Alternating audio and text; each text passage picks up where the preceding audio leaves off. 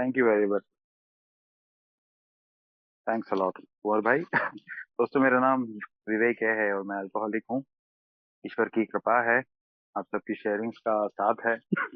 आप लोग अपने अनुभव शेयर करते हैं ये मीटिंग्स में, और उससे मुझे बहुत ये समझ में आता है कि मैं ए में क्यों आता हूँ, मैं क्यों एक अल्कोहलिक कहलाता हूँ। क्योंकि खुद की जो पीड़ा है ना, मैं उसको बहुत जल्दी भूलने लगता हूँ जैसे जैसे मेरे अच्छे दिन आते हैं।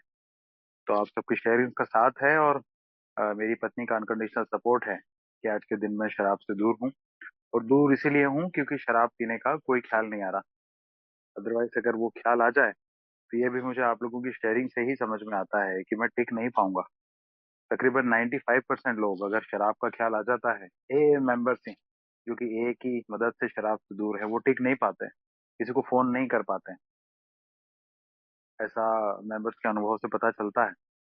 उनको ये मालूम भी होता है, जो लोग रिलैप्स होते हैं वो अपना अनुभव बताते हैं कि उनको ये पता भी है, उनके सामने फोन नंबर्स भी थे कि किसको फोन लगाना है। उन्होंने फोन भी लगाया, फोन कनेक्ट भी हुआ, लेकिन वो बच नहीं पाए, रिलैप्स हो ही गए। तो इसीलिए ये मुझे एक समझ में आया कि कुछ मुझे ऐसा करने की जरूरत है कि शराब का ख्याल ही मुझे ना आए।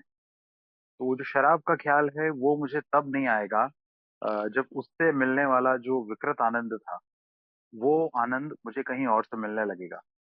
मतलब आनंद मुझे कहीं और से मिलने लगेगा। अब मैंने उस आनंद के गलत तरीके को पकड़ा, इसलिए वो विकृत आनंद कहलाने लगा। है ना? मजा तो मजा है। किसी कोई इंसान ऐसा है जिसको किसी को दुख पहुंचाने में मजा आता है, तो भाई वो एक गलत तरीके का मजा हो गया ना। मैं अगर अपने दोस्तों के साथ हंसी मजाक कर रहा हूँ, मैं अगर किसी एक की हंसी उड़ा रहा हूँ, उसकी, अगर वो गरीब है या फिर उसको शारीरिक रूप से कोई प्रॉब्लम है, तो ये एक तरह का विकृत आनंद हो गया। इसी तरह लेकिन हम सब अगर आपस में एक हल्का फुल्का मजाक कर रहे हैं जिसमें किसी का भी हम दिल नहीं दुखा रहे हैं, तो ये एक सही तरह का आनंद है। इसको पूरी तरह से आध्यात्मिक आनंद कहा जा सकता है। तो मेरे दिमाग ने शराब से मिलने वाले आनंद को पकड़ के रख लिया। अब उसको तो बस चाहिए आनंद। तो ये 12 कदमों ने मुझे बताया कि भाई आनंद के तरीके को अगर आप चेंज करोगे, तो फिर वो दिमाग को तो आनंद का जितना डोज चाहिए वो मिल रहा है, तो फिर वो आपसे शराब क्यों मांगेगा? आप उसको, सोर्स जो है आनंद का, उस सोर्स को बदल दो। ये मुझे एक समझ में आया कि उस सोर्स को बदलने की आवश्यकता है। पर वो जो बदलने की आवश्यकता है ना, उसके पहले मुझे ये समझना पड़ा कि ये मेरे दिमाग ने इसको ऐसा पकड़ क्यों लिया था। ऐसा क्या हुआ पास्ट में, ऐसा क्या हुआ मेरी बीती हुई जिंदगी में, ऐसा क्या क्या घटा कि मेरे दिमाग ने इस गलत तरीके को पकड़ लिया, और क्यों ऐसा हुआ? भाई कोई इंसान क्रिमिनल है, तो माँ के पेट से तो वो क्रिमिनल नहीं पैदा हुआ था। तो ऐसे क्या हालात हुए? क्या वो किसी क्रिमिनल के घर में ही पैदा हुआ, या फिर वो अच्छे घर में पैदा हुआ था और बाद में ऐसे हालात हुए कि वो अपराधी बन गया? तो ये सब मुझे देखने की आवश्यकता थी।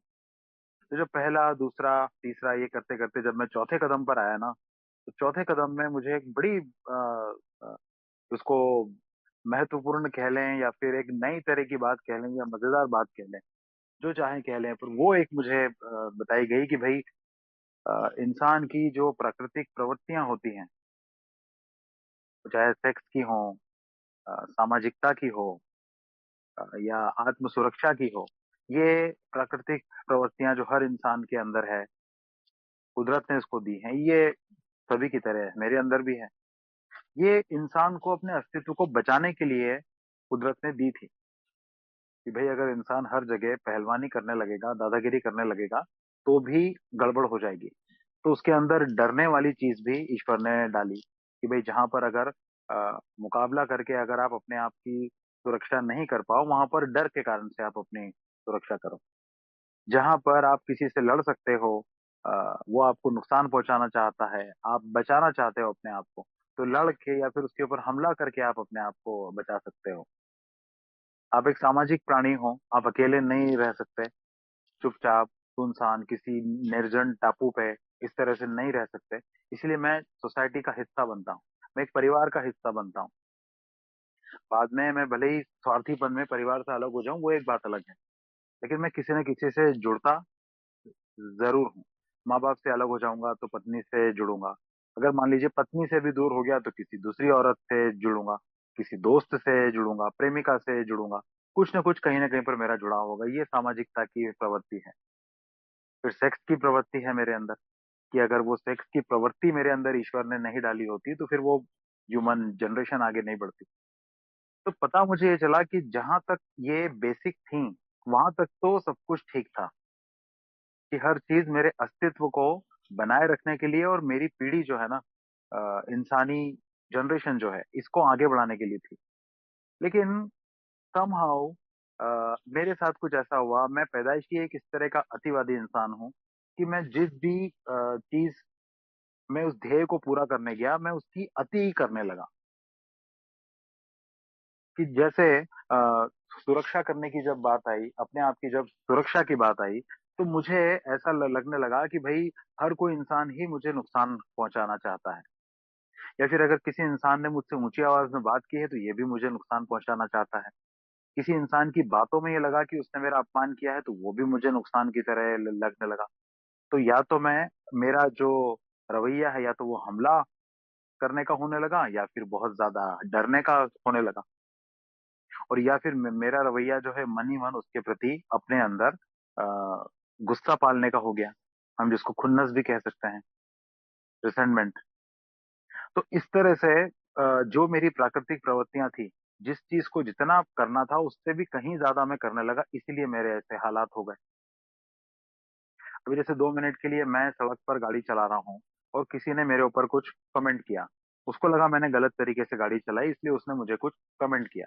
मुझे इतना बुरा लगा कि मैं गाड़ी रोक के मैंने पीछे मुंह करके वापस उसको मैंने गाली देके उस पर चिल्लाया, या फिर मैं गाड़ी पलटा के उसके पीछे ही भाग लिया। और फिर मैं उसको जाके कह रहा हूँ, क्यों बे तेरी हिम्मत कैसे हुई ये बोलने की। तो यहाँ पर सीधे सीधे मैं मेरी प्राकृतिक प्रवृत्ति की अति कर रहा था, क्योंकि मुझे ये समझ में आना चाहिए था कि उसके बोल के चले जाने से मेरे अस्तित्व पर, मेरी जान, मेरे माल, मेरे जीवन को कोई खतरा नहीं हुआ था। मेरे पहाड़ जैसे ईगो को इतनी बड़ी ठेस लग गई कि इसने मुझे ऐसा बोलने की हिम्मत की कैसे, जबकि मैं उसको जानता ही नहीं हूँ, ना वो मुझे जानता है। ये थी मेरी प्राकृतिक प्रवृत्ति की अति का एक उदाहरण। सेक्स की प्रवृत्ति मुझे इसलिए दी गई थी कि भाई जैसे मैंने अभी कहा, कि वो इंसान की जो पीढ़ी है मैं उसको आगे बढ़ा पाऊं। हर एक इंसान की जिम्मेदारी है, मेरी भी वो जिम्मेदारी है। लेकिन कहीं वो जिम्मेदारी को मान के मैं आलसी टट्टू होके ना बैठ जाऊं। तो इसलिए कुदरत ने एक इंसानों के अंदर और भी प्राणियों के अंदर ये सिस्टम डाला कि उस एक्टिविटी को करने में एक आ, बहुत ही अद्भुत आनंद आता है।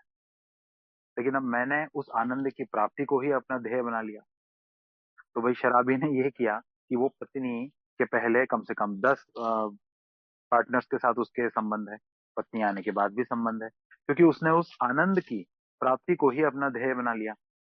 हर आनंद को बैलेंस में हासिल करना और प्राकृतिक प्रवृत्तियों को सिर्फ उतनी ही संतुष्टि में पूरा करना जितनी की आवश्यकता है। दरअसल मुझे करने की आवश्यकता ये थी, लेकिन यहीं पर बस मैंने गड़बड़ की।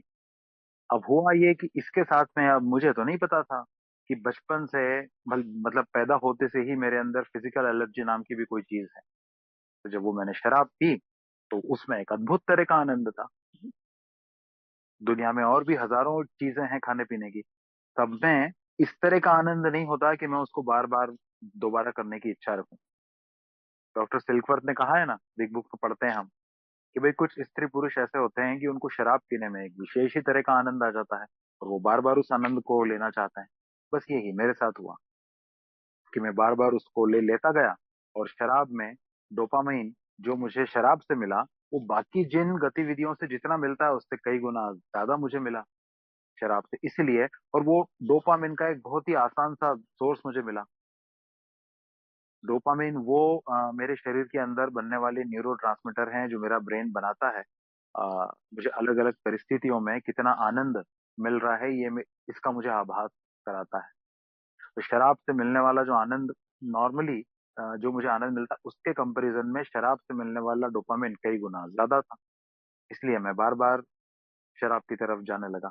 अतिवादी मैं शुरू से ही था, इसलिए मैं उसको कभी बैलेंस में नहीं कर पाया। और फिर इसीलिए धीरे धीरे जो है शराब के ऊपर मेरी निर्भरता बन गई।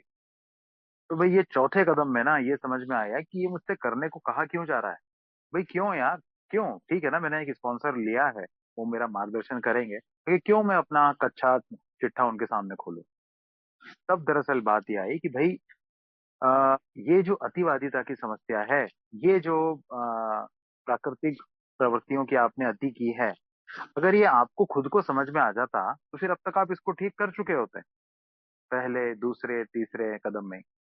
तो इसका मतलब कि आपको ये खुद ठीक से नहीं समझ पा रहे हैं, तो इसके लिए आपको एक सेकंड ओपिनियन चाहिए। अब फिर सवाल आता है ईश्वर का।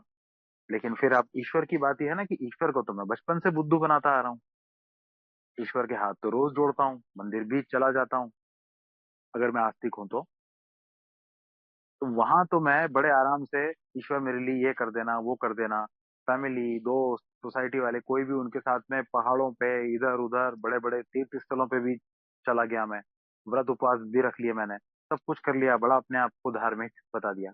तो मैं ईश्वर को मानता था, ईश्वर की नहीं मानता था। तो इसलिए ईश्वर और मुझे किसी अन्य व्यक्ति के मार्गदर्शन में के साथ में ये चीज को करना जरूरी था।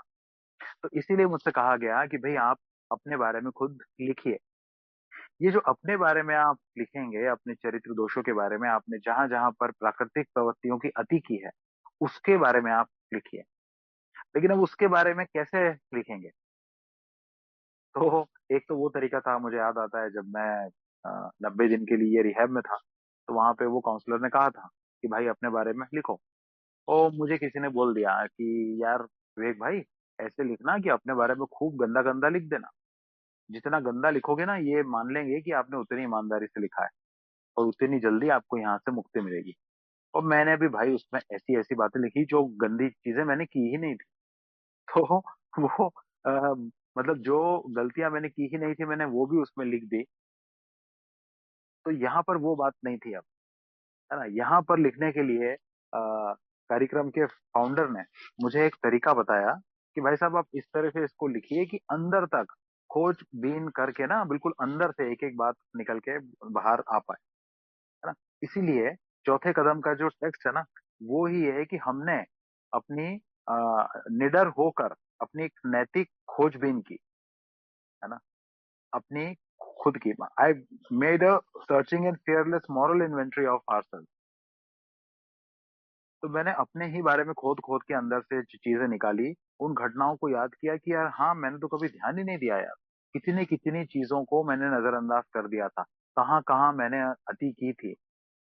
अब मान लीजिए अगर मेरे बचपन के दोस्त कभी मेरे साथ बैठे हैं, जो पहली दूसरी या पांचवी क्लास से मेरे साथ हैं, और बहुत लंबा समय उनके साथ मेरा बीता है, और आज हम लोग इतने बड़े हो चुके हैं कि हमारे बच्चे भी बड़े हो चुके हैं, आज अगर वो मुझे मेरी गलतियां बताएं, तो हो सकता है कि बहुत सारी गलतियों के लिए मैं बोलूँ नहीं मैंने नहीं किया मैंने नहीं किया, लेकिन हाँ मैं सोचने पर मजबूर तो हो जाऊंगा। हाँ यार ऐसा किया तो था, मैंने तो कभी ध्यान ही नहीं दिया, मैंने कभी अपने किसी दोस्त को ऐसा बोल दिया था, उसने मुझे पलट के कोई जवाब नहीं दिया, तो मैं तो उस घटना को भूल ही गया। आज मुझे पता चल रहा है कि उस दोस्त का दिल कितना दुखा था। तो ऐसी ही बातें ना मुझे अपने अंदर से खोज के खुद निकालनी है। बस फर्क ये है कि यहाँ पे कोई दोस्त नहीं बैठेगा मेरे सामने, ये मुझे अपने आप ही निकालनी है। तो भाई अपने आप में तब निकाल पाऊंगा जब मेरे अंदर पूर्ण ईमानदारी होगी, रिगोरस ऑनेस्टी। तो फिर मुझे बताया गया है कि भाई साहब आपको कैसे निकालनी है, कि आप कुछ अ, बातों पर ध्यान दीजिए कि किन किन से आपको खुन्नस है। एक लिस्ट आप खुन्नस की बना बना लीजिए, रिसेंटमेंट्स की लिस्ट।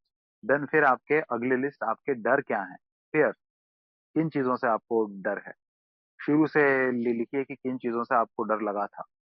फिर आप ये लिखिए कि किन लोगों को आपने नुकसान पहुंचाया था, और सेक्सुअली आपने किन लोगों का आ, को आपने मिस यूज किया या फिर आपने एब्यूज किया, नुकसान पहुंचाया आपने उनको। तो अब ये था कि मेरे दिमाग में आया कि यार ये लिखने से क्या हो जाएगा। अच्छा इससे ऐसा होगा कि क्या इससे ऐसा होगा कि मैं उन घटनाओं को पुनः याद करूंगा, तो उनके ऊपर मेरा एक बार ध्यान फिर से जाएगा। तब मुझे बताया गया है कि आप इसको लिखिए तब आपसे बात करेंगे। तो अभी वो कैसे लिखते हैं क्या करते हैं मैं इस चीज पे अभी नहीं जाना चाहूंगा, क्योंकि इस समय भी हमारे पास में इतना नहीं है।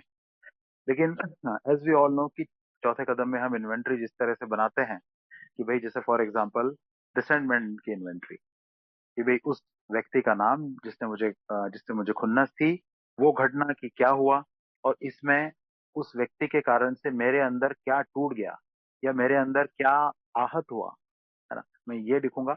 और सबसे इम्पोर्टेंट, ये मैं जब पूरी इन्वेंटरी लिख लूंगा ना अपनी, अपना जो पूरा ये कच्चा चिट्ठा बना लूंगा, उसके बाद में एक चौथा कॉलम आएगा इस खुन्नस की इन्वेंटरी में, कि वहां पर मैं क्या कर सकता था इस खुन्नस से बचने के लिए।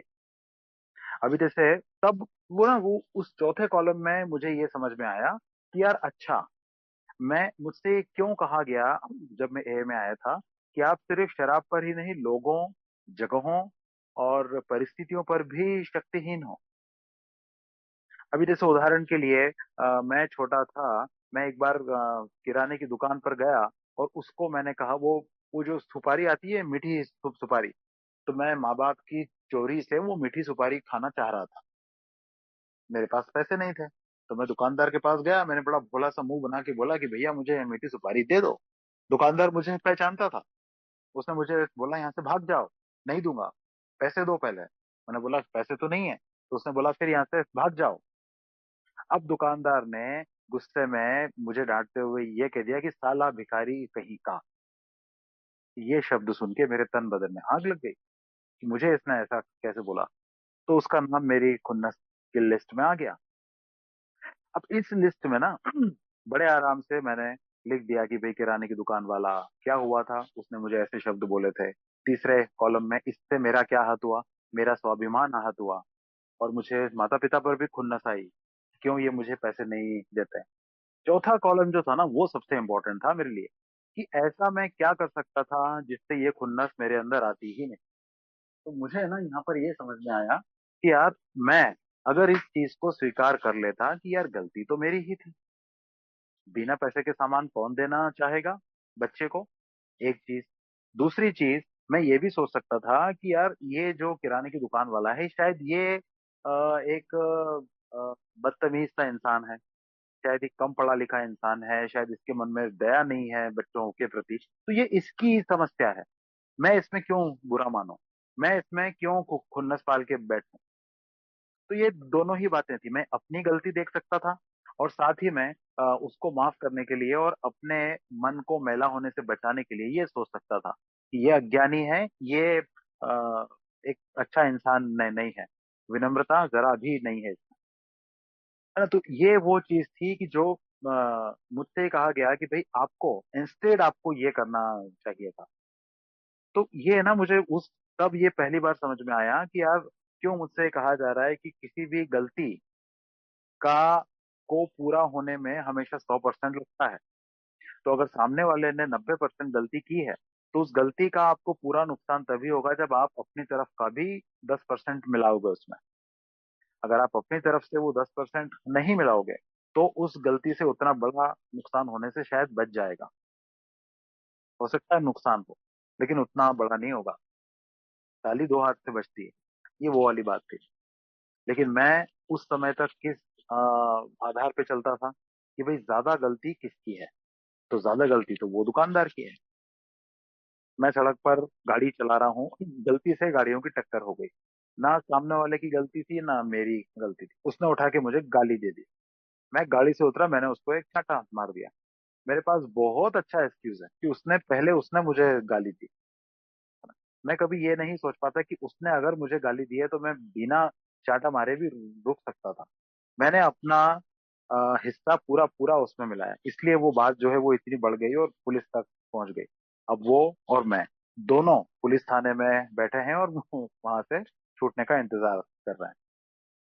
तो ये एक चीज मुझे समझ में आई कि ऐसी ही छोटी छोटी कुछ बड़ी बड़ी ढेर सारी ऐसी बातें हैं जिन्होंने मुझे एक अलग ही तरह का इंसान बना दिया है यार। इनके ऊपर ना मैंने कभी एक अलग नजरिए से सोचा ही नहीं, तो एक अलग नजरिए से इनके ऊपर सोचना बहुत ज्यादा आवश्यक था। अच्छा, फिर एक दिमाग में ये प्रश्न आता था कि भैया ये सारा का सारा आप आध्यात्म मेरे ऊपर ही क्यों लाद रहे हो। इस तरह तो दुनिया में मतलब आप मुझे बिल्कुल साधु बना के छोड़ोगे, दुनिया मुझे तल के खा जाएगी। तो तब ना वो 12 and 12 ने मुझे एक बड़ी अच्छी बात बताई। 12 कदम और 12 परंपराएं किताब जो है हमारी, उसमें एक बड़ी अच्छी बात लिखी है कि भाई ऐसा नहीं है कि ये चरित्र दोष सिर्फ आप ही में भरे हुए हैं। ये दुनिया के 99 99% लोगों में है।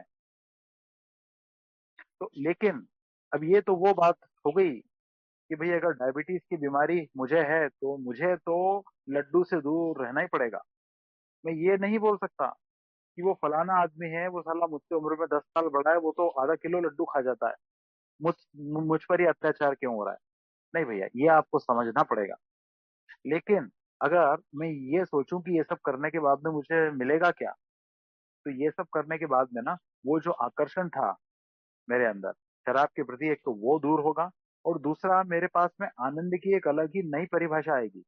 ये जो मुझे अभी लग रहा है कि मैं क्यों इतनी तकलीफ झेलूं, मैं क्यों इतना अच्छा बनूं, मुझे ही ये क्यों करना पड़ रहा है, ये करना पड़ रहा है वो वाली चीज मेरे अंदर से गायब हो जाएगी।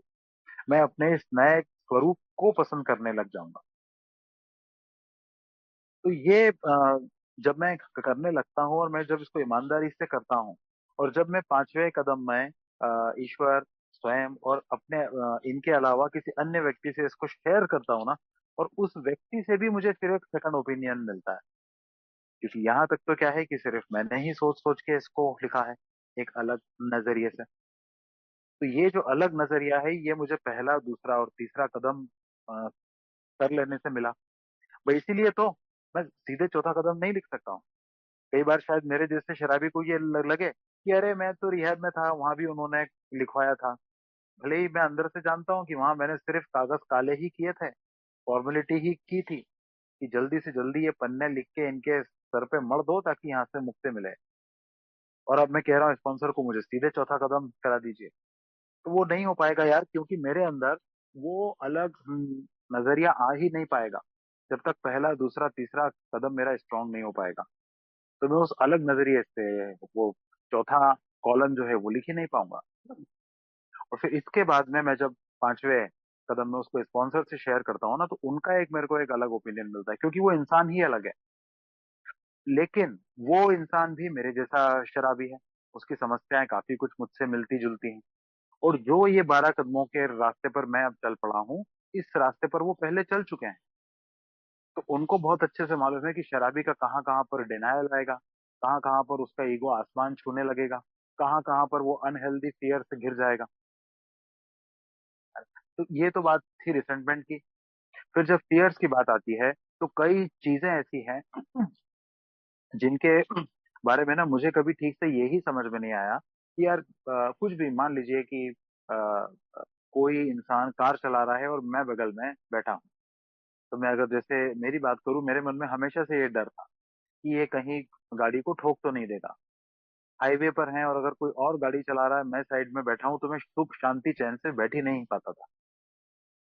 उस फियर के बारे में है जब मैंने डिटेल में लिखा कि वो फियर बचपन से कहाँ से आया था, तो वो फियर के बारे में मुझे ये पता चला कि दरअसल बचपन से कहीं कोई ऐसी घटना मेरे साथ नहीं हुई कि कोई गाड़ी चला रहा था और एक्सीडेंट हो गया। दरअसल ये फियर मेरे अंदर ऐसा आया कि जब मैंने गाड़ी चलाना सीखा, तो मुझे गाड़ी को तेज चलाना, उल्टी डायरेक्शन में चलाना, मतलब रॉन्ग साइड में चलाना, ट्रैफिक के नियमों को तोड़ना, ये सब करने में मुझे गजब का विकृत आनंद आता था। लेकिन ईश्वर की कृपा से कभी कोई एक्सीडेंट नहीं हुआ, कोई हादसा नहीं हुआ। और लोग मेरी तारीफ भी करते थे, अरे वाह क्या गाड़ी चलाता है यार। लोग जिस रास्ते को 3 घंटे में तय करते हैं, ये साला 2 घंटे में गाड़ी लगा देता है। ये सुन सुन के मेरे अंदर एक ओवर कॉन्फिडेंस ने जन्म ले लिया। मुझे ये लगने लगा कि मुझसे अच्छी गाड़ी कोई चला ही नहीं सकता है। तो ये जो बेकार का डर है ना, ये मेरे अंदर इसलिए आ गया कि अब कोई और गाड़ी चला रहा है तो मैं शांति से बैठ ही नहीं पा रहा, क्योंकि मैंने तो ये मान रखा है मुझसे अच्छी गाड़ी किसी को चलाना आता ही नहीं है। तो ऐसे कई सारे फियर्स, ये तो सिर्फ एक छोटा सा एग्जाम्पल है। तो ये कई सारे जो इस तरह के फियर है ना, इसका मुझे ये समझ में आया, जो कि बिग बुक में भी इसका जिक्र मिलता है, कि स्वयं के ऊपर अत्यधिक निर्भरता, अपने आप को सर्वे सर्वा सबसे ज्यादा महान समझना, इस कारण से भी मुझे ये डर लगता है। अभी मैंने किसी एग्जाम की तैयारी पूरी मेहनत से की है, महीनों तक रात रात भर जाग के एक दिन में 12 12 14 14 घंटे पढ़ाई करके मैंने उस परीक्षा की तैयारी की है। अब मुझे परीक्षा का समय है दोपहर को 12 बजे, मुझे सुबह 6 बजे से ये डर लग रहा है, बल्कि एक दिन पहले से ही ये डर लग रहा है। यार परीक्षा देने जाऊंगा, कहीं बीच में अचानक से मेरा एक्सीडेंट तो नहीं हो जाएगा, यार कहीं ऐसा तो नहीं हो जाएगा कि कोई रैली वैली नेता की कोई या कोई धार्मिक जुलूस निकलेगा तो उसके कारण पुलिस रास्ते वगैरह बंद कर देगी तो मेरा रास्ता लंबा हो जाएगा, मैं पहुंचने में बहुत लेट हो जाऊंगा। ये इस तरह के फियर्स, क्योंकि बहुत अच्छे से पढ़ाई करना, मेहनत करना, ये मेरे वश में था तो वो मैंने की। सड़क पर गाड़ी तरीके से चलाना, सही तरीके से जाना, ये भी मेरे वश में है। लेकिन कोई एक्सीडेंट हो जाएगा उसके बाद भी, ये मेरे वश में नहीं है। अचानक से किसी नेता की रैली या कोई धार्मिक जो जुलूस निकलना, ये मेरे वश में नहीं है। तो जो मेरे वश में नहीं है ना, उसको मैं ईश्वर पे छोड़ने की मुझे आदत ही नहीं है, क्योंकि मैं तो अपने आप को ही सर्वशक्तिमान समझता हूँ। मैंने कभी ईश्वर को क्रेडिट ही नहीं दिया उसका। चिल्लाता जरूर हूँ, हे भगवान हे भगवान, अरे वाह भगवान की कृपा हो गई। वो सिर्फ इसलिए मैं ऐसा बोल देता हूँ कि कहीं लोगों को ये ना लगे कि मुझे घमंड हो गया है, जबकि अंदर से घमंड ही है मेरे अंदर। मैं ऊपर से बस ईश्वर ईश्वर बोलता हूँ, लेकिन अंदर से ना मैं हर चीज के लिए अपने आप को ही शक्तिवान मानता हूँ। तो इसीलिए जहां पर क्लियर ये समझ में आ रहा है कि ये करना तो मेरे बस में है ही नहीं, वहां पर मुझे डर लगने लगता है ना। तो हम जिसको लिटरेचर में कहा गया है सेल्फ रिलायंस, तो इस तरह के हेल्दी फियर अनहेल्दी फियर बहुत सारे हैं। फिर उसके बाद में आता है हार्म, कि मैंने दूसरों को कितना नुकसान पहुंचाया है। तो जब मैं अपने बारे में लिखने बैठता हूँ तो मुझे ये लगता है कि यार कहाँ मैंने किसी को इतना नुकसान पहुंचाया। हाँ ठीक है, कुछ नाम आएंगे, कुछ नाम मेरी लिस्ट में आएंगे कि मैंने लोगों को नुकसान पहुंचाया है। लेकिन यार लोगों को जितना पहुंचा उससे ज्यादा तो लोगों ने मुझे पहुंचाया है, तो फिर मैं कैसे लिखूं। तो भाई फिर स्पॉन्सर मुझे बताते हैं कि भाई 99% किसी घटना में गलती सामने वाले की थी। आप तो इस हिसाब से सोचो कि क्या 1% आपकी थी। क्या आप उसमें कुछ ऐसा कर सकते थे जो आपने नहीं किया, या कुछ ऐसा था जो आपको, जो आप करने से बच सकते थे लेकिन फिर भी आपने कर डाला, क्योंकि आपका दिमाग ही कह रहा था कि ज्यादा गलती तो सामने वाले की है। ये तो एक बात हुई। इसके अलावा कई जगह ऐसी हैं कि जहां पे आपने अपने शब्दों से या फिर आपके एक्शन से आपने किसी को ऐसा दुख पहुंचाया कि जिसके बारे में आपको पता ही नहीं चला कि आपने सामने वाले को नुकसान पहुंचा दिया। जैसे है, मैं अगर मेरी बात बताऊं तो मेरी आदत थी, वो ट्रैफिक सिग्नल पे जो पुलिस वाला खड़ा होता था, मुझे पता नहीं क्यों उससे बड़ी खुन्नस थी। तो कई बार मैं वहां से बहुत तेज गाड़ी चलाते हुए निकलता था और गाड़ी का कांच खोल के उसको चिल्ला के कहता था, अबे ठुल्ले तेरी ऐसी की तैसी। ये पूर्णतः मूर्खता थी और दिमागी दिवालियापन था, और विकृत आनंद का बड़ा शानदार एग्जाम्पल था कि वो पुलिस वाले को मेरी आवाज नहीं आएगी, शायद वो भीड़ भाड़ में मेरी गाड़ी का नंबर नहीं देख पाएगा, जब तक उसका ध्यान जाएगा तब तक तो मैं भाग जाऊंगा। शायद कभी उसको आवाज आई भी होगी। वो चौराहे पे खड़ा होकर अपनी ड्यूटी पूरी करता है। या फिर कभी किसी स्कूल के टीचर को मैंने किसी भी तरह से सताया हो। तो हमारे स्कूल के टीचर थे तो हम उनके वो कुछ शरारती बच्चे मिलके हम कभी उनके टू व्हीलर की हवा निकाल रहे हैं, कभी कुछ और कर रहे हैं। क्यों? क्योंकि वो हम अगर टाइम से होमवर्क करके नहीं ला रहे हैं तो वो हमको डांट रहे हैं। मतलब वो अपना काम पूरी तरह से ठीक से कर रहे हैं लेकिन उसमें भी हमको खुन्नस आ रही है कि हमको डांटा क्यों। इन सब के बाद में परिवार में मुझे ये लगता था कि भाई मैं अपने परिवार का बहुत अच्छे से ध्यान रखता हूँ। मैं उनके लिए सब कुछ, मैं बिल्कुल हर चीज उनको ला कर थाली में परोस के देता हूँ। मेरा कभी इस तरफ तो ध्यान ही नहीं गया यार कि मैं पूरी तरह से एक दबंग इंसान, मैं उनको डोमिनेट करने की कोशिश करता हूँ। शॉपिंग पर जाना है कि नहीं ये मैं तय करता हूँ। मूवी कौन सी देखने के लिए जाएंगे ये मैं तय करता हूँ। और फिर मैं कहता हूँ कि देखो मैं अपने परिवार को शॉपिंग कराता हूँ, मूवी लेके जाता हूँ। मैं उनको मूवी लेके जाता हूँ, वहां पे कोई जान पहचान वाला मिल जाता है तो मैं उसके साथ ही बातचीत करने में लग जाता हूँ। बाजार में जब हम कहीं घूमते हैं, बीच में मेरा फोन बज जाता है, मैं आधा आधा घंटा फोन फोन पे लगा रहता हूँ। और ए में आने के बाद तो मेरा ये पागलपन और भी ऊपर आ जाता है। अब तो मैं सोबर हूँ, अब तो मैं अध्यात्म के रास्ते पे चल पड़ा हूँ। पत्नी बोलती है प्लीज ना फोन रख दो ना, बड़ी मुश्किल से तो अपन घूमने आ पाते। नहीं, मैं तो ए मेंबर से बात कर रहा हूँ, न्यू कमर है, उसको मेरी मदद की आवश्यकता है। जबकि मुझे साफ साफ बताया गया है भाई साहब, खुद की सोबराइटी सबसे पहले, उसके बाद में फैमिली। तो मैं थोड़ी देर उस इंसान से बात करके उसको ये भी कह सकता हूँ कि यार अभी मैं परिवार के साथ में, मैं आपको किसी दूसरे का भी नंबर दे सकता हूँ।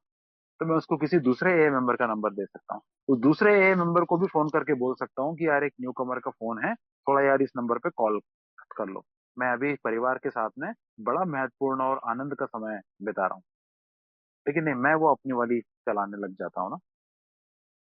तो ये मुझे एक एक चीज ना, जब मेरा नजरिया बदलता है तो मुझे ये समझ में आता है कि नहीं यार, ये भी मैंने किसी को नुकसान पहुंचाया था, मैं उस चीज को कभी समझ ही नहीं पाया।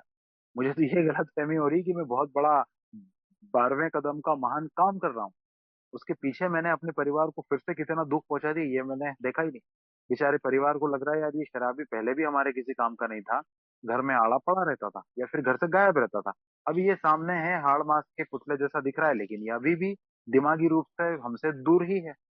और अब तो अगर हम इसको कुछ बोलते हैं तो ये हमको काटने को दौड़ता है कि शराब से तो मैं दूर हूँ, अब मुझे एक ही सर्विस भी नहीं करने दोगे क्या? समझने को तैयार ही नहीं है ये, क्योंकि ना मेरी समझ वहां तक पहुंची ही नहीं।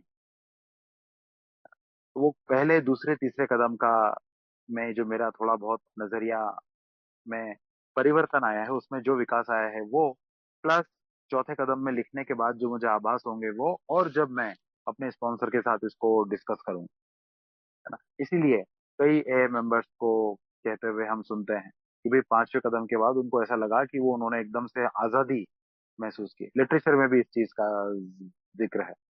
वो आजादी सी, थोड़ा सा एक अच्छी सी फीलिंग वो लगती ही इसलिए है क्योंकि हमने चीजों को कभी किसी अलग नजरिए से देखा ही नहीं था। वो घिसा पिटा एक ही नजरिया था, तो फिर कुछ नयापन लगेगा कैसे? तो फिर आती है सेक्स वाली इन्वेंटरी कि भाई मैंने अपने सेक्सुअल कंडक्ट से किसको क्या नुकसान पहुंचा दिया या फिर मैंने क्या किया। तो भाई बड़ी सीधी सीधी सी बात है, मैंने अगर किसी की इच्छा के विरुद्ध उसके साथ में ऐसी कोई चीज की तो वो तो एक तरह की गलती है ही। लेकिन ये जो सेक्सुअल सेक्सुअल एक्टिविटी में इन्वॉल्व होना है, इससे किसी और को अगर मैंने भावनात्मक चोट पहुंचाई है, कि मेरी पत्नी है और उसके पत्नी के साथ होते हुए मैंने किसी और को और के साथ में मैंने संबंध बनाया, जैसे बिग बुक में भी एग्जांपल है ना। तो भाई उस जिस स्त्री के साथ बनाया, मैंने उसके पति के साथ भी धोखा किया और मेरी पत्नी के साथ भी। तो मुझे इनका भी नाम उसमें लिखना है कि हाँ भाई मैंने इनको भी धोखा पहुंचाया। साथ ही साथ में जिसके साथ मैंने संबंध बनाया, भले ही से उसकी सहमति से बनाया, लेकिन मैंने उसको भी खतरे में डाल दिया, उसके परिवार को, उसकी इज्जत को और उसकी मन की शांति को। मेरे लिए ये लिखना इसलिए जरूरी है कि भाई बिग बुक ने भले ही कहा है कि मुझे संत नहीं बनना है, लेकिन मेरे लिए ये लिखना इसलिए जरूरी है कि ये जो हरकत मैंने की थी ना, या तो मैंने ये वासना के लिए की थी, या फिर ये मैंने अपनी ईगो के लिए की थी, या फिर मुझे इस तरह का चोरी छुपे ये करने में एक अलग ही तरह का आनंद आता है, विकृत आनंद आता है। तो मुझे ये समझना बहुत जरूरी है कि ये कहाँ कहाँ से विकृत आनंद के सोर्स हैं, मेरे कौन कौन से सोर्स हैं मेरे, इन सब सोर्सेस को बंद करना पड़ेगा यार।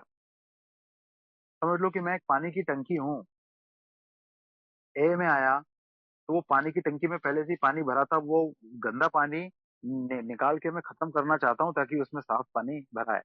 क्योंकि सीधे उसमें मैं साफ पानी भरने लगता हूँ तो पता नहीं कितने समय बाद में वो पानी एकदम जीरो बैक्टीरिया बनेगा। क्योंकि मैं साफ पानी भरता जाऊंगा, टंकी ओवरफ्लो होने लगेगी, लेकिन फिर भी जब वो ओवरफ्लो होगी तो साफ पानी और गंदा पानी एक ही स्पीड में ओवरफ्लो होंगे, तो उसको जीरो बैक्टीरिया होने में पता नहीं कितना समय लगेगा। तो इसलिए यार ये जो जिन सोर्सेस थे ना, उस टंकी में कई तरह के नलों से पानी आ रहा है। तो जो नल ऐसे हैं, जो गलत सोर्स हैं जहां से गंदा पानी आ रहा है, उनको मुझे आइडेंटिफाई करना पड़ेगा। मेरा आइडेंटिफिकेशन ही पुअर है अभी, क्योंकि वो सारे नल एक जैसे हैं। मुझे समझ में नहीं आते कि इसमें से अच्छा कौन सा है, बुरा कौन सा है। पानी का कलर सब में एक जैसा है, पानी तो कलरलेस होता है, वो सब में से कलरलेस पानी आ रहा है। दिख थोड़ी रहा है मुझे कि कौन सा बैक्टीरिया वाला है और कौन सा जीरो बैक्टीरिया है। तो उन नलों को मेरे को बंद पहले करना पड़ेगा यार। वो मुझे ये यहाँ से समझ में आता है। उसके लिए ना मुझे यहाँ पर आने की आवश्यकता थी। तो ये जो चौथा कदम है ना, ये मेरे लिए इसीलिए इम्पोर्टेंट हो जाता है कि मैं हर चीज को एक अलग नजरिए से देख के समझ पाता हूँ, लिख पाता हूँ। अदरवाइज मुझसे तो कहा ही गया है ना कि इसको लिखने के बाद में इसको मुझे सिंपली फाड़ के फेंकना ही है। मुझे को ये नहीं करना है कि इसकी पोथी बना के गले में टांगना है, या फिर इसको मुझे कहीं पर बचा के रखना है। इसका सिर्फ काम ही यह है कि चीजें एक बार पूरी तरह से मेरे सामने आए। मैं एक छोटा सा इसके लिए एग्जांपल बताता हूँ। मैं जब रिहैब में था, तो एक बार वहां पर एक काउंसलर ने बोला कि चलो एक दिन, सब लोग ऐसा बोले, तुम सब लोगों के मुंह लटके हुए रहते हैं, तुम सब लोग बस यही सोच रहे हो कि कब घर जाएंगे, कब घर जाएंगे। तो तुम लोगों को कभी ये लगता है कि तुमने कितनी गलतियां की है? तो भाई हम सारे जो शराबी थे, सबने बड़ी जोर से हाँ मिला, हाँ हाँ हाँ, हमको बहुत लगता है, बहुत लगता है। उन्होंने बोला नहीं लगता है। सब लोग अपनी अपनी कॉपी पेन उठाओ और उसमें जोड़ो कि तुमने आज तक कितने पैसे की शराब पी, हिसाब लगाओ। सभी तरह के लोग थे। लोअर मिडिल क्लास लोग भी थे, मिडिल क्लास लोग भी थे, हाई क्लास लोग भी थे, सब तरह के लोग थे। सबने अपना अपना हिसाब लगाया। वहां पर तकरीबन 40 शराबी थे। यार मेरे ख्याल से 40 में से मुझे तो नहीं लगता कि एक भी शराबी ऐसा नहीं था जिसकी आंखें फटी की फटी रह गई थी। सबको लग रहा था बाप रे बाप, हमने इतने की शराब पी ली। और एक इंसान जिसका मैं यहाँ पे जिक्र जरूर करूंगा, वो इंसान यार, वो इंसान ना, वो था वो, पता नहीं उसका काम क्या था, ये तो मैं भूल गया। लेकिन वो इंसान गरीब था। मतलब कि महीने का वो शायद 10-15 हज़ार रुपए ही कमाता था। और उसके ऊपर काफी कर्जा भी था। उस इंसान ने जब अपना हिसाब जोड़ा तो वो तकरीबन 15 लाख रुपए था। अब बताइए, जो इंसान इतना भी नहीं कमा पा रहा था कि उसका घर का खर्चा चल पाए, वो तकरीबन 15 लाख रुपए की शराब पी चुका था। और जिस दिन वो हिसाब लगा था ना, उसके कुछ समय पहले तक वो हम सब लोगों से कई बार इस चीज को शेयर कर चुका था कि अरे, मुझे अपना घर खरीदना है, मुझे अपना घर खरीदना है, मुझे सरकार से कहीं से कोई सस्ते ब्याज पे लोन मिल जाए, कहीं से मुझे थोड़ी सी मदद हो जाए। मेरा भाई जो है वो मेरी संपत्ति में मेरा हिस्सा खा गया, अगर मुझे 5 लाख रुपए भी कहीं से मिल जाए तो फिर मैं धीरे धीरे कर दूंगा। मतलब कि उसको जो घर बनाना था ना, वो 15 लाख रुपए से भी कम में उसका घर बन जाता। उस समय की बात है, 2019 की। और जब उसको पता चला कि यार इतने की तो मैं शराब पी चुका हूँ, अगले 2-3 दिन उसके मुंह से बिल्कुल मतलब स्माइल गायब हो चुकी थी। वो सोचने के लिए मजबूर हो गया कि यार ये मैंने क्या कर दिया। तो द पॉइंट इज कि चीजों को, और ये बड़ी सिंपल सी बात थी, इसका हिसाब कोई भी लगा सकता था। मतलब काफी बच्चों जैसी बात थी, ये कोई बहुत बड़ा रॉकेट साइंस वाली बात नहीं थी कि इसको समझना जो है उसके लिए इतना मुश्किल होता। लेकिन क्या है ना कि उसने कभी इस नजरिए से, इस तरह से कभी सोचा ही नहीं। तो उसको वो एक बहुत बड़ा अच्छा सा मोटिवेशन मिला। तो बस यही तो है ना मेरे साथ यार, कि मैं हर एक चीज को है ना इतना अलग, मेरे को चौथे कदम में नजरिया मिलता है। इसलिए मुझसे कहा जाता है कि भाई साहब, चौथा कदम बहुत ज्यादा इंपॉर्टेंट है। लेकिन हाँ, ये भी बहुत ज्यादा जरूरी है यार, कि मैं सीधे कूद के है ना चौथे कदम पे नहीं आ सकता। नहीं तो पता चला मैं तो हर चीज में दूसरों के ऊपर ही ब्लेम डाल दूंगा। ये हुआ उसकी गलती है, ये हुआ इसकी गलती है। और कुछ गलती समझ में नहीं आ रही तो फिर ईश्वर की गलती है, मतलब मेरी किस्मत का दोष है। तो इसीलिए यार वो पहला, दूसरा, तीसरा कदम मेरे को समझना करना बहुत ज्यादा जरूरी था। चौथे कदम को जब मैंने लिखा और जब पांचवे में उसको स्पॉन्सर को सुनाया ना, तब समझ में आया कि यार ये चौथे कदम को चौथे नंबर पे क्यों रखा है। क्योंकि हुआ क्या ना, बिग बुक में एक जगह पर लिखा हुआ है कि इस चौथे कदम को आप अपने किसी दोस्त के साथ भी शेयर कर सकते हो, ये भी कर सकते हो। तो इसीलिए मेरे दिमाग में ये खुरापात आई थी कि यार कोई, ये मैं कोई ओल्ड टाइमर को पकड़ूं, थोड़ी उनसे मीठी मीठी बात करूं, उनको पटा वटा लूं और फिर उनको गल गल गल गल चौथा कदम सुना दूं, हो गया मेरा काम। पर यही बस ये इसी सब के लिए मैं कहता हूँ कि ईश्वर की कृपा थी। जब मैं कहता हूँ ना कि ईश्वर की कृपा है आज के दिन मैं शराब से दूर, उसमें ये चीज भी आती है कि मैं ऐसा चाह के भी नहीं कर पाया। हो सकता था कि मुझे कोई ऐसे व्यक्ति मिल जाते जो कहते कि चल यार ठीक है, तू बहुत ही बार बार फोन करता है, बहुत ही दिमाग खाता है, चल मैंने तुझे 2 दिन दिए, सुना देना मुझे अपनी पूरी राम कहानी। सुना देता मैं उनको। और शायद वो होता तो मैं आज आपसे यहाँ पर बात नहीं कर पाता यार। पता नहीं शराब पी के, आई डोंट नो, रिलैप्स होता नहीं होता या मेरा क्या होता, आई डोंट नो। पर हाँ, जो जितनी थोड़ी बहुत भी समझ अगर मेरे को 12 कदम के बारे में आई है, जितनी भी आई होगी, भले ही जितनी भी कम आई होगी, पर वो उतनी भी नहीं आ पाती। अगर मुझे ऐसा कोई इंसान में मिल जाता तो इसलिए कई बार मुझे स्पॉन्सर भी बुरे लगते थे, जब वो पहला दूसरा तीसरा कदम घिस घिस समझो इसको, है ना। मानसिक दिवालियापन जो है, इंसैनिटी जो है, उसको समझो। चीजों पर शक्तिहीन हो, इस चीज को समझो। ईश्वर पर छोड़ने का मतलब क्या होता है, इस चीज को समझो। तुमने सिर्फ तय कर लिया, उससे क्या होता है, तय करने का भी मतलब क्या होता है, इसको समझो। मुझे किसी ने अगर ये कहा कि यार ऐसा करो, थोड़ा अपना वजन कम कर लो, मैंने बोला अबे वजन की क्या बात कर रहा है बे? मैं तो सिक्स पैक ऐप बना के बताऊंगा, बिल्कुल वो ऋतिक रोशन टाइप बॉडी बना के बताऊंगा। तो मेरे को धीरे से मेरे दोस्त ने बोला, अबे वजन तो तेरे से कम हुआ नहीं साले आज तक, है खाने पीने पे तेरा कंट्रोल नहीं है, सुबह उठ के तू चलता नहीं है, हर कहीं पे तू गाड़ी से भागता है। हाँ, तो तेरे को पता भी है कि ऋतिक रोशन जैसी बॉडी बनाने का मतलब क्या होता है। मैंने बोला नहीं नहीं नहीं, मैंने तय कर लिया है।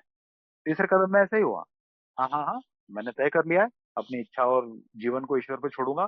सिर्फ तय करने का ही तो बोला है, अभी छोड़ा थोड़ी ना है। तो मुझसे कहा गया कि तुमको ये समझ में भी आया है कि ईश्वर पे छोड़ना मतलब क्या होता है, कर भी पाओगे। तो ये समझना मेरे को पहले बहुत जरूरी था कि ईश्वर पे छोड़ना अपनी जीवन को और इच्छा को, इसका मतलब क्या होता है। ऋतिक रोशन जैसी बॉडी बनाना का मतलब क्या होता है, उसके लिए क्या क्या करना पड़ेगा। अभी शुरू तो किया ही नहीं है मैंने, वो तो तब होगा जब होगा। लेकिन पहले ये पता तो चले कि इसके लिए क्या क्या पापड़ बेलना पड़ेंगे, है ना। तो उसके वो जब किया ना कि ठीक है यार, अब जो भी होगा मैं करूंगा, ये समझना है ना मेरे लिए बहुत जरूरी था। और मैं बड़ा आभारी हूँ मेरे स्पॉन्सर का कि उन्होंने समझाया था मुझे ये। और आपको सुन के शायद हंसी भी है, उन्होंने ये भी कहा था कि यार विवेक देखो, चाहो तो अभी भी छोड़ दो, बने तो करो। उनका अच्छा छोड़ने का ऑप्शन है क्या, तो उन्होंने हंसते हुए कहा वैसे तो ऑप्शन है नहीं, लेकिन बाद में निराश होगे इससे तो अभी निराश हो लो। पूरी ईमानदारी करना पड़ेगी जिसकी तुमको आदत नहीं है। वो बोले मुझे भी आदत नहीं थी, वो लानी पड़ेगी। 100% ईमानदारी कोई भी नहीं दे पाता, लेकिन जितना तुम में दम है उतनी तो ईमानदारी बेटा पूरी देनी पड़ेगी। काम चलाओ वाला काम नहीं चल पाएगा। और ये चीज सोच के जब आगे बढ़ा ना, तो वास्तव में यार चीजें जितनी कठिन मुझे कई मेंबर्स ने बताई थी कि अरे चौथे कदम में तो ऐसी ऐसी की तैसी हो जाती है, 12 बज जाती है, नंगा होना पड़ता है। कुछ भी नहीं है ऐसा। अरे नंगा होना पड़ेगा, ये फीलिंग उसको आएगी यार जिसको कोई चीज छुपाने में इंटरेस्ट है ना। तो जिसको अगर कुछ छुपाने में इंटरेस्ट नहीं है, उसको ऐसा महसूस ही नहीं होगा ना कि मैं नंगा हो रहा हूँ, मुझे शर्म आ रही है। जब मुझे अगर ये अश्योरेंस मिल जाएगा कि यार ये होने से ज्यादा अच्छा है, ये होने से अच्छा ही रहेगा, मैं अगर किसी चीज को छुपाऊंगा, मुझे किसी भी चीज को छुपाने से मना क्यों किया गया, क्योंकि अगर मैं इसको छुपाऊंगा तो उस पर वो विचार विमर्श हो ही नहीं पाएगा। दो तरह का, एक तो वो विचार विमर्श जो मैं खुद से करता हूँ, जो मुझे पहला दूसरा तीसरा कदम करने से जो नई बुद्धि मिली है वो, और दूसरा विचार विमर्श जो जो मेरे स्पॉन्सर से मेरे को in the form of second opinion मिलने वाला है, वो भी मुझे नहीं मिलेगा। तो फिर से वो घटना जो है वो मेरे जीवन के एक अनछुए पहलू की तरह सह जाएगी। और जैसे मैंने अभी कहा ना कि वो टंकी है, वो टंकी में 1000 लीटर पानी है, लेकिन भाई साहब उस पानी को बीमार करने लायक बनाने के लिए ना, उसमें सिर्फ 1 कप पानी भी बहुत है। बैक्टीरिया तो आ गया उसमें, भले से वो 1 कप गंदा पानी आया। तो इसलिए वो कोई भी चीज छूटेगी ना, तो कहीं ना कहीं वो मुझे दिक्कत देगी। मुझे ये बताया था कौशल भाई ने कि ये इसमें स्टेप्स और ट्रेडिशंस को कहीं ना कहीं उन दोनों का एक इंटर रिलेशन देखने की भी कोशिश की जाती है। तो मुझे ये सुन के बड़ा अच्छा लगा था यार, क्योंकि मुझे भी ना शुरुआत में ऐसा ही लगा था, क्योंकि मुझसे सबने ऐसा ही कह दिया था कि स्टेप्स करो स्टेप्स करो। ट्रेडिशंस तो क्या है, अरे वो तो एडवांस का काम है भैया, ये स्टेप तो कर लो। तो यार उस चक्कर में ही हुआ कि जब स्पॉन्सर के साथ मेरे 12 कदम हुए ना, तो मुझे है ना ये लग रहा था कि अरे बाप रे, अब वो ट्रेडिशंस का बोझा और है, वो भी करना पड़ेगा क्या। तो मैं एक तरह से ना मन से, ऊपर से तो मैं ऐसा दिखाने की कोशिश करता था, हाँ हाँ करना चाहिए करना चाहिए, लेकिन मैं अंदर से ना मैं उससे भागता था। क्योंकि मुझे लगता था कि भाई ये स्टेप वर्क मैंने क्यों किया। तो भाई ये स्टेप वर्क मैंने इसलिए किया कि मैं अपने आप को जान पाऊं। मैं तो अपने आप को ही नहीं जानता था यार, कि मैं अपने आप को जान पाऊं। और वास्तव में जब मैंने 12 ट्रेडिशंस किए ना, जब मैंने उन पे ध्यान दिया, तो मेरे को वास्तव में लगा कि है ना, ये 12 ट्रेडिशन में मेरा क्लियर कट एग्जामिनेशन हो रहा है। कि भैया विवेक, तुम ऐसे ही कह रहे हो कि तुमने 12 कदम स्पॉन्सर के साथ किए, कि बात में कोई दम भी है? स्पॉन्सर ने मुझे क्लियर कट कह दिया था कि देखो भैया, तुम्हारे 12 कदम 3 महीने में हो कि 6 महीने में हो कि 1 साल में हो, मेरे साथ में तुमको 12 कदमों का सिर्फ एक परिचय भर ही मिल पाएगा। क्योंकि रोज तो मैं तुमको घिस घिस तो करा नहीं सकता है, इसको प्रैक्टिस करना तो जिंदगी भर का काम है। तो जिंदगी भर तो मैं तुम ही को लेके पकड़ के नहीं काम कर सकता। तो मैं तुमको इसके बारे में एक परिचय दूंगा, अपने आप को किस तरह से समझना हर कदम के परिप्रेक्ष्य में, मैं तुमको उसके लिए हेल्प करूंगा। लेकिन आगे तो तुमको इसके ऊपर काम खुद करना पड़ेगा। तो वो ना मुझे दो चीजों से समझ में आया। एक तो जब मैं 12 ट्रेडिशंस में आया, जब मैंने इनको समझने की कोशिश की सामूहिक स्तर पे, ग्रुप लेवल पे, जब मैंने ये देखने की कोशिश की कि यार क्या मेरे अंदर वो जो बदलाव आना चाहिए था वो बदलाव आया है क्या। एक तो इस चीज से मुझे मेरे स्टेप वर्क का की ताकत का पता चला। एंड सेकंड थिंग, वो मुझे तब ज्यादा उसकी अच्छे से प्रैक्टिस हो पाई जब मेरा पहला स्पॉन्सी बना। मुझसे कहा था स्पॉन्सर ने, जितना मुझसे सीखोगे उससे कहीं ज्यादा अपने स्पॉन्सी से सीखोगे। मैं तैयार नहीं था उसके लिए, लेकिन जब मेरा पहला स्पॉन्सी बना तो उनकी बात 100% साबित हो गई कि मैं चाहे कितनी भी मक्कारी कर लूं, क्योंकि यार वो है ना अंदर तक बसी हुई है मक्कारी। तो मैं चाहे वो कितनी भी मक्कारी कर लूं, अगर मेरा स्पॉन्सी है, अगर मैं उसके साथ में काम करता हूँ, तो मेरा स्टेप वर्क पे उसको प्रैक्टिस में करना अपने आप ही हो जाता है। तो मुझसे ना जैसे ए में एक बात की जाती है कि भाई एक तरह का पैराडॉक्स है ना, एक तरह का मतभेदी कथन है। एक ऐसा कथन है जो अपने आप में ही कंफ्यूजिंग है, कि हम एक उच्च शक्ति पर निर्भर होके आत्मनिर्भर बनते हैं। तो भाई मुझसे ये क्यों कहा गया कि ये जो सेल्फ रिलायंस वाली चीज थी ना, ये ही मुझे सबसे ज्यादा दुख दे दे रही थी। क्योंकि मेरे अंदर के पैरामीटर्स ही गलत थे, कसौटियां ही गलत थी। किन किस सोच पर मैं निर्भर था अपने जीवन को चलाने के लिए, वो सोच ही गलत थी। इसलिए मुझसे कहा गया है कि जब आप ईश्वर के रास्ते पर चल पड़ते हो, मतलब आध्यात्म के रास्ते पर आप चल पड़ते हो, तो फिर वो गलत सोच होने का सवाल ही नहीं पैदा होता। और तब मैं आत्मनिर्भर बन जाता हूँ, तब मैं अपने जीवन को चला पाता हूँ, सही मायने में मैं आत्मनिर्भर हो पाता हूँ। तो एग्जैक्टली यार ये कि ये चीज जो है ना, वो चौथे परंपरा में मुझे सुनने को मिली। मैंने जब पहली बार चौथी परंपरा पढ़ी थी कि भाई हर ए ग्रुप जो है वो ऑटोनॉमस है, तो मुझे वो सुन के ऐसा लगा था, अच्छा हर एक ए ग्रुप ऑटोनॉमस, मतलब साला ये तो फिर ग्रुप के जो कुछ एक लोग जो हैं मठाधीश हैं, कुछ जो पुराने मेंबर है, वो तो चाहे जो अपनी मन मर्जी करेंगे। तो सब उसके साथ में एक बाद में एक वाक्य और जो जोड़ दिया गया है ना, कि प्रोवाइडेड दैट, कि उनकी बातें या उनकी जो पॉलिसी है वो किसी दूसरे ग्रुप को उससे कोई नुकसान नहीं हो रहा हो, या फिर ए एज अ होल को उससे कोई कोई नुकसान नहीं हो रहा हो, है ना। तो अब इसको जब मैंने मेरे नजरिए से, जब मैंने पहली बार इस चौथे ट्रेडिशन के ऊपर आत्म चिंतन किया था, तो इसको मैंने सिर्फ इसी तरह से सोचा था कि देखो यार, कितना महान था अपनी फेलोशिप का जो फाउंडर है बिल डब्ल्यू, है ना, कि यार उसने ऐसा सोचा कि हाँ ग्रुप्स को ऑटोनॉमी देना चाहिए। यार उसके मन में बिल्कुल भी वो नहीं था कि मैं एक ठाकुर बन जाऊं, हाँ, और सब लोगों के ऊपर अपना कंट्रोल रखूं। यार देखो वो कितना महान था। इसको चौथे कदम से जोड़ के जब मैं देखने की कोशिश करता हूँ ना, तो मुझे ये चीज समझ में आती है कि भाई ये कहा गया है कि एक ग्रुप भी ऑटोनॉमस तब हो सकता है जब ग्रुप के अंदर ग्रुप कॉन्शियंस इतना विजडमफुल हो जाए।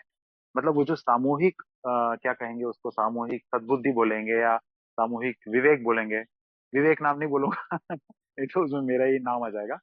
जो भी है ना, एक कलेक्टिव विजडम जब पूरे ग्रुप की इतनी हो जाएगी, तब जाके वो ग्रुप ऑटोनॉमस होने के लायक हो पाएगा यार। तो वो चीज को ना, अगर बोलते ना कान को इधर से पकड़ने के बजाय दूसरी तरफ से पकड़ के देखा जाए, तो क्या है कि भाषा को बहुत ही विनम्र बनाने की कोशिश की गई है ट्रेडिशन में। लेकिन समझ में मुझे, अगर मैं चाहूँ समझना, तो वो इस तरह से भी समझ में आता है कि ग्रुप के लोगों ने अगर वो स्टेप वर्क को समझा हुआ होगा ना, तो उनकी आपस में उनकी सोच ही इस तरह की नहीं होगी कि इससे किसी दूसरे एक ग्रुप का या फिर ए का कोई नुकसान हो पाए। क्योंकि ग्रुप का हर फैसला, ग्रुप की कोई हर पॉलिसी जो है वो तो ग्रुप कॉन्शियंस से बनती है, बहुमत से बनती है। किसी ग्रुप में अगर 20 सदस्य हैं तो 10 से ज्यादा सदस्य जिस बात के लिए हाँ करेंगे वो चीज तय हो जाएगी। है ना, हम कहते ही है ना कि भाई जो ग्रुप का जो ग्रुप कॉन्शियंस है उस आवाज में ईश्वर का वास होता है। लेकिन अगर सोचिए कि ये 20 के 20 लोग अगर तमाम तरह के चरित्र दोषों से भरे हुए हैं, इनमें से किसी ने स्टेप वर्क नहीं किया, किसी का नजरिया ही नहीं बदला, सबके अंदर बस एक ही चीज की होड़ है कि कैसे मैं अपनी सत्ता चला लूं। दुनिया भर से लुटे पिटे उजड़ी हुई रियासत के लुटे हुए सुल्तान टाइप के लोग हैं। सबको बस यहाँ पर आके अपनी ईगो को सेटिस्फाई करने की अगर होड़ मची हुई है, तो कैसे कोई सही फैसला आ पाएगा। है ना। तो ये एक मुझे समझ में आता है कि ये आजादी, अपने फैसले लेने की आजादी, ये इसका मैं सही रूप से हकदार यार मैं तब हो पाता हूँ जब मेरा रिलायंस खुद पर ना हो, एक अध्यात्म पर हो, मतलब एक उच्च शक्ति की आवाज पर हो। अब ग्रुप अपने आप में तो हम चाहे समूह को समूह कह लें, लेकिन अपने आप में तो वो कुछ नहीं होता। जैसे हम कहते हैं कि फलानी कंपनी, कंपनी क्या होती है यार, वो तो एक कागज पे बनाया हुआ एक सिस्टम है। कंपनी को लोग ही बनाते हैं ना। ऐसे ही एक ग्रुप है, उसको मेरे जैसे आपके जैसे शराबी ही तो बनाते हैं। तो हम उस ग्रुप में जिस तरह की एक्शंस करते हैं, हम उस ग्रुप में जिस तरह की पॉलिसीज बनाते हैं, वो उसी आधार पे होती है कि हम कैसे कैसे ऑफर्स लेकर आते हैं, ग्रुप के मेंबर्स कैसे कैसे आइडियाज लेकर आते हैं। तो वो जो आइडियाज लेकर आएंगे उसी के हिसाब से पॉलिसीज बनेंगी। उसके बाद में भी अगर लोगों में ईगो का इशू है तो फिर ये भी हो जाएगा। कहीं कहीं पर पर्सनालिटीज भी हावी हो जाएंगी कि कोई ऐसी पर्सनालिटी है कि जिनसे मैं डरता हूँ सिर्फ इसलिए कि वो तो ओल्ड टाइमर है, ऊंची आवाज में बोलना आता है उनको। तो जब वो किसी चीज को कह रहे हैं, मुझे वो चीज ठीक नहीं लग रही है, लेकिन फिर भी मैं डर के मारे उनका सपोर्ट कर रहा हूँ कि फिर वो बाकी मेंबर्स भी उनका साथ दे रहे हैं। तो यहाँ पर ये विजडम वाली बात नहीं है। या फिर कई बारी ऐसा हो जाता है कि ग्रुप के प्रति मेरी जिम्मेदारी क्या है ये मुझे पता ही नहीं है, तो मैं तो बस टाइम पास करने के लिए आ जाता हूँ। ना मुझे सिर्फ वर्क से मतलब है, ना मुझे दूसरे शराबियों तक संदेश पहुंचाने से मतलब है, ना मुझे किसी पीआई एक्टिविटी से मतलब है। लेकिन मुझसे अगर पूछा नहीं गया तो मैं रूठ के बैठ जाता हूँ। तो जब किसी चीज पर फैसला होता है मुझे पता ही नहीं होता उसके बारे में। हम कहते हैं ना इन्फॉर्म्ड ग्रुप कॉन्शियस। तो पता चला 20 लोग एक ग्रुप में है, उसमें से 6 को ये ही नहीं पता है कि ये जिस बारे में बहस हो रही है वो मुद्दा क्या है और इस पर होना क्या चाहिए। उनकी कोई राय बनेगी ही कहाँ से जब वो समझ ही नहीं पाएंगे कि ये है क्या। हाँ, तो ये। विवेक जी। जी। जी, मैं संजय बात कर रहा हूँ, संजय, एक शराबी, मुंबई से। अ, जी। आज का जो प्रसंग है ना, वो सिर्फ चौथे कदम के ऊपर है, और ये ट्रेडिशन के ऊपर आपको वापस कल बोलना है। जी। वैसे जी। जी। आपका श्योर बहुत श्योर। अच्छा जा रहा है, और मुझे सुनने में सचमुच बहुत आनंद आ रहा जी। जी। है। लेकिन हमारा जो डायरेक्शन है ना, ये दोनों का जो तालमेल है, आप बहुत अच्छा लेके जा रहे मैं अपनी हैं। शेयरिंग अभी खत्म करने के बाद में आपको इस चीज का जवाब देता हूँ। हाँ। जी जी, और क्षमा है चाहता ना। हूँ बीच में टोकने। नहीं नहीं, please please, that's fine. Thank you sir. तो मुझे ये समझ में आया कि जब मैं अपनी इन्वेंट्री लेके ना अपने अंदर ये देख पाता हूँ कि हाँ मैं किसी चीज पर हाँ या ना करने लायक हूँ भी कि नहीं, कि अभी भी मेरे अंदर इतना ईगो भरा हुआ है कि मुझसे अगर ग्रुप कॉन्शियस में पूछा गया कि बताइए आपकी राय क्या है, तो कहीं ना कुछ ना कुछ तो मैं बोलूंगा। चुप रहना नहीं सीख पाया हूँ अभी तक। मैं ये भी वहां पे कह सकता हूँ कि नहीं, इसके बारे में मुझे नॉलेज नहीं है, मैं इसके बारे में कोई भी राय देने में सक्षम नहीं हूँ। ये मेरे अंदर तब आता है जब फोर्थ स्टेप में मैं अपने आप को देख पाता हूँ। तो that is how I can see the correlation between step 4 and tradition 4। हर एक चीज आपस में जुड़ी हुई है। और ये ट्रेडिशंस ना, ट्रेडिशंस हमारे बाद में आए ही इसीलिए थे ना, कि वो स्टेप पर तो जब बिग बुक लिखी गई तो उसमें तो वो 12 कदम आ गए। 12 कदम पे हमने काम भी करना स्टार्ट किया।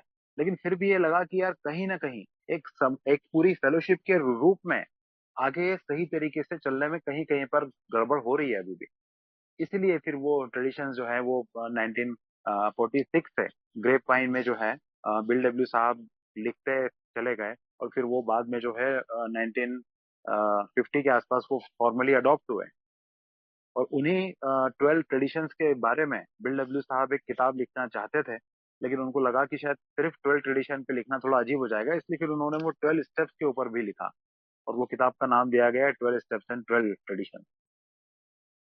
तो ना, मुझे जब कोई चीज की अथॉरिटी मिलती है ना, तो उसके लिए ये बहुत जरूरी है कि मेरे अंदर वो काबिलियत भी हो। अब ये मेरे घर पर भी लागू होती है। मैं बहुत आराम से घर में अपना हुक्म चला लेता हूँ, because I am the bread earner. मुखिया मतलब तथाकथित मुखिया मैं हूँ, क्योंकि ये सिस्टम, मतलब जिस कंट्री में मैं हूँ, सिस्टम ये यहाँ पर ये है ना कि जो कमा रहा है वो ऑटोमेटिकली घर का मुखिया हो जाता है। तो मैंने भी वो ऐसे ही मान लिया कि हाँ, मैं कमा रहा हूँ, मतलब मेरी चीज चलेगी। चाहे किसी चीज में मेरी समझ वहां पर कम पड़ रही हो, लेकिन मैं पत्नी की राय नहीं ले पाऊंगा। तो जब मैं ये समझ पाता हूँ ना कि ये जबरदस्ती अपनी वाली चलाने से मुझे एक तरह का विकृत आनंद मिल रहा था, मैं क्यों जबरदस्ती अपनी वाली चलाए जा रहा था, ये तो मुझे आए समझ में, तब तो मैं रोक पाऊंगा ना। तो वो जब मैं चौथे कदम की पूरी इन्वेंट्री मैंने लिखी, पांचवें कदम में एक अलग नजरिया मेरे को मिला, तब मेरे को ये समझ में आया ना। इसीलिए वो बड़ी अच्छी बात है में कही गई है कि लॉजिक बहुत ज्यादा जरूरी है।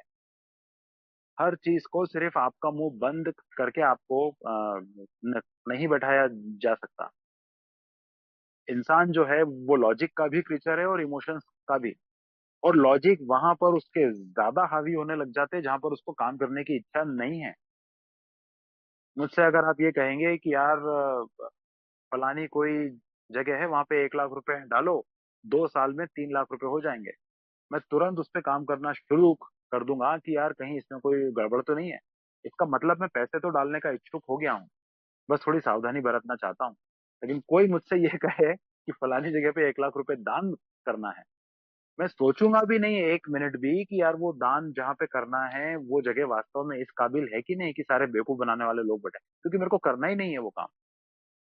तो लॉजिक आता ही वहां पर है जहां पर मेरे को काम करने की इच्छा, एक एक मतलब एक अलग स्थिति आ जाती है, वहां पर मैं लॉजिक देने लग जाता हूँ। तो यही चीज मुझे यहाँ पर समझ में आई कि आप सिर्फ और सिर्फ अपने लॉजिक पर निर्भर होके मत रहिए, क्योंकि आपको पूरी बातें नहीं पता है। वो जो पैरामीटर है ना, वो जो सोर्स है जहां से ये गड़बड़ी शुरू हो रही है, आपको उसी के बारे में नहीं पता है। इसलिए वो आगे की पूरी जो बिल्डिंग आप खड़ी कर रहे हो, वो पूरी बिल्डिंग ही टेढ़ी मेढ़ी और गलत बन रही है। आपको नए सिरे से इसको शुरू करना पड़ेगा। That's what I learn from step 4। कृपया ध्यान दे। कृपया ध्यान दे। कृपया ध्यान दे। अगर किसी भाई या बहन को शराब के मामले में समस्या हो या शराब छोड़ना हो तो कृपया संपर्क करें जीएसओ इंडिया, मतलब ये वेबसाइट पर संपर्क करें www.agsoindia.org और अपने आसपास एए मीटिंग ढूंढने के लिए यह वेबसाइट पर जाएं www.aa.org/findaa। धन्यवाद।